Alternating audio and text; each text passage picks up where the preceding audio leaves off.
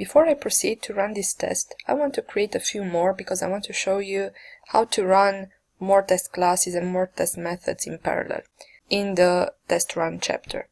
So I will just go to project and I will create a new class in the Tau demo package. I'm going to call the class with configuration test, because here when we will run the test we will also take a look at the configuration section that I mentioned from the navigation bar. So I'll just create a test, and I will also want to add it to Git. And in this test, similarly to what I had in the Selenium test, I will need a browser getter instance and a WebDriver, because I will also open the browser here. So I will say private browser getter.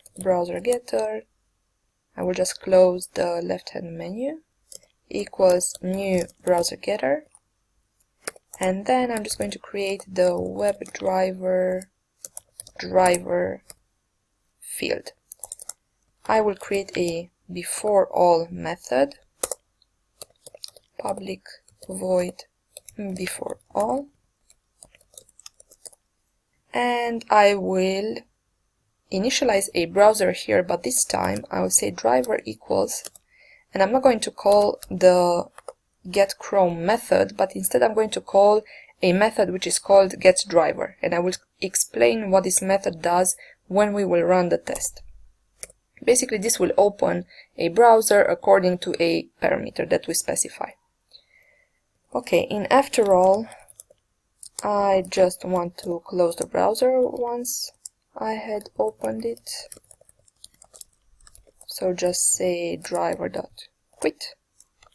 And then I just want to create a new very basic test. I don't want to do much with it, because here I just want to prove how this getDriver method will be used with a configuration.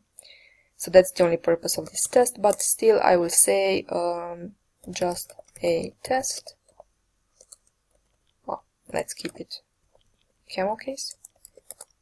And I will just say driver.get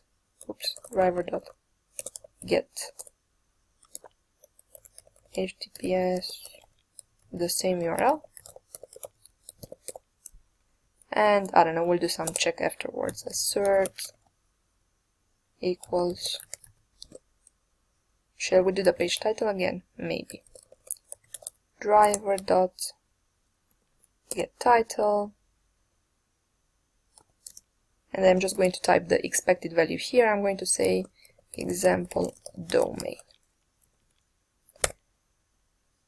So this time I will just hit Alt Enter after I typed the signature of the method. So here I already filled in the method signature. Therefore, when I'm going to type assert equals, the import will automatically be done with the correct method. So I have imported statically the assert equals method here. So this is just the test that I'm going to run, and I will create another test.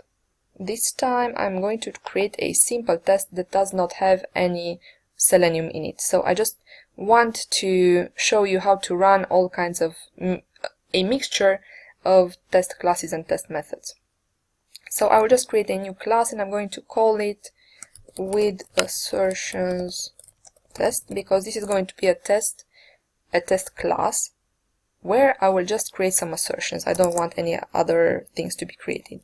So I'm just going to say test public void first assertion, and I'm going to put a mix of assertions that need to pass and assertions that will fail, just so we see what the results look like when we run the tests. So here I'm just going to say assert equals 1 and 2, which we know definitely is going to fail because 1 and 2 are not the same. And then I'm going to say test public void second assertion, and we want this one to pass, so I'm going to say assert equals 45, 45. This is just an example, so this is not going to be a real test. Okay, so for now I have created 3 test classes. I still need to do something in the tests, namely in the browser tests where I have Selenium.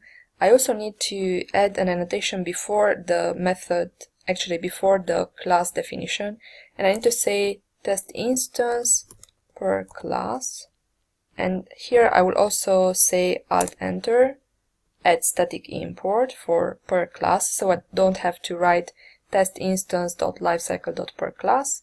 So I will just use this add static import, and this will shorten the code that I wrote here. I will also copy paste this test instance per class, and I will paste it into the other Selenium test I have. And here I also get a suggestion from IntelliJ regarding what imports to automatically do. So I will say OK, import both of these things, and I am done with my test setup. So currently I have 3 tests that I created. Actually, I just realized that when I created an assertion in this test class and in this test method, I didn't put in correct order the expected and actual values. If I use Ctrl-P as the shortcut, I can see that the first item in this assertion is the expected one.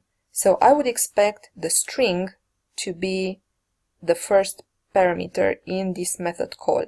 I would expect example domain to be the first item here.